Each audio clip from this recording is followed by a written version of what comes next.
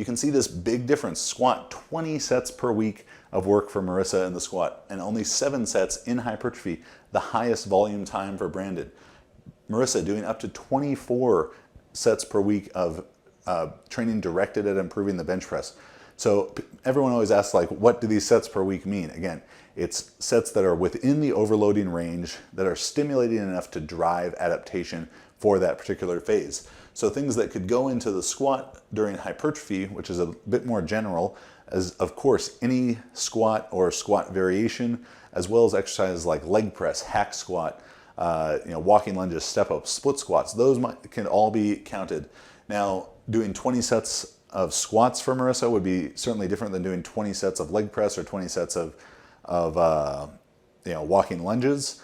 And that's going to deal with how much fatigue each exercise generates, and that's going to be a video for another day. But I'll just say exercises that fall under that umbrella, and you all have enough common sense, hopefully, to understand that the big exercises count a little bit differently than the smaller exercises.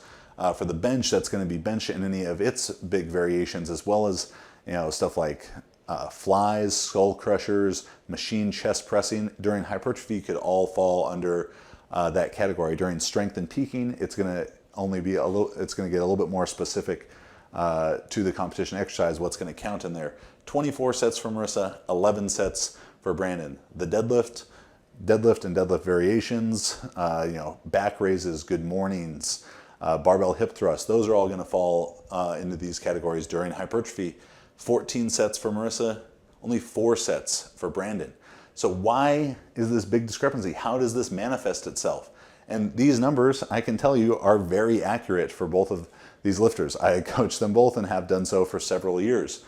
Marissa has weeks in the squat, her overreaching week during a hypertrophy block. She might be doing 8 or 9 sets of 6 to 8 reps on Monday. On Wednesday, probably doing some belt squatting, 3 or 4 sets of belt squats, and then on Friday following that up with another 5 to 6 sets. So we're getting right at about 20 sets, and again, we're using this as a tool to find the best estimate that we can, so you can, through a trial and error, find this in the course of 1 or 2 training cycles rather than it taking 5, 6, maybe 10 training cycles to get to a good number. Brandon generally has 1 big squat workout per week and 1 bigger deadlift workout with some accessory squatting after it. So that big squat workout for him is probably the biggest ones, 4 to 5 sets of 6 to 8 really hard sets of work. We're talking about a guy who squatted 975 pounds in reps and over 900 pounds in training in sleeves. So every set he does, if he's doing hard sets of 8, that's like over 600 pounds for sets of 8. That's very fatiguing very fast. So he might have one day where he does 4 or 5 of those, and then a second day after he deadlifts, he's doing a couple sets of leg press. Still hard, not quite as fatiguing, and that's going to give us that number about 7 or 8. Maybe if it could potentially be 5 sets on the squat one day and then 4 sets of leg press on the other day, and because leg press isn't quite as fatiguing, that number gets a little bit higher. On the bench for Marissa, Marissa is one of the best benchers in the world, 97.5 kilos at 52 kilos body weight, American record, which she's broken time and time again.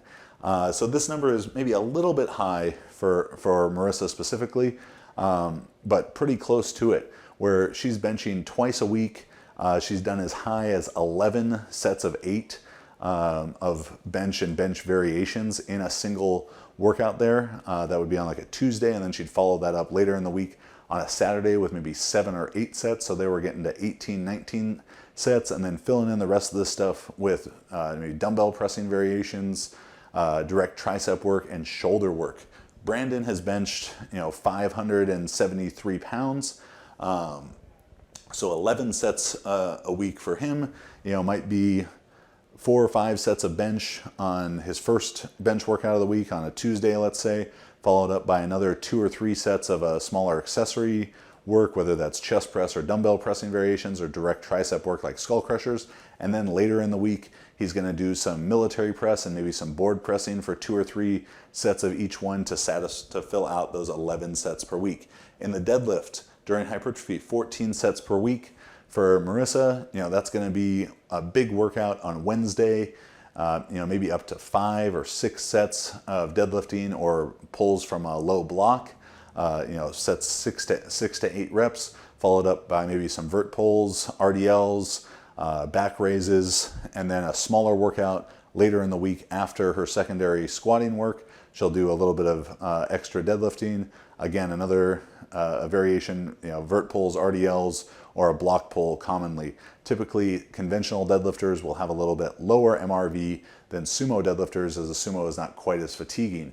For Brandon, huge deadlifter, 843 pounds, very, very close attempt at 887 at the US Open. 4 sets of really hard deadlift work in a single week is going to be very fatiguing to him. If he's pulling hard for sets of 6, that's going to be well into the 650 into the low 700 pound range. So he's not going to be able to do 6 or 7 sets up at the weights that he needs to drive adaptation.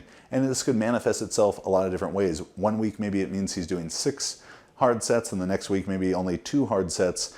So we have some undulation worked into that. But hopefully this is helping you gain a better understanding of how all these factors effectively, practically affect an athlete's MRV. We could do this for hypertrophy. You could plug in those numbers for strength. You could plug them in for peaking and get your results for that.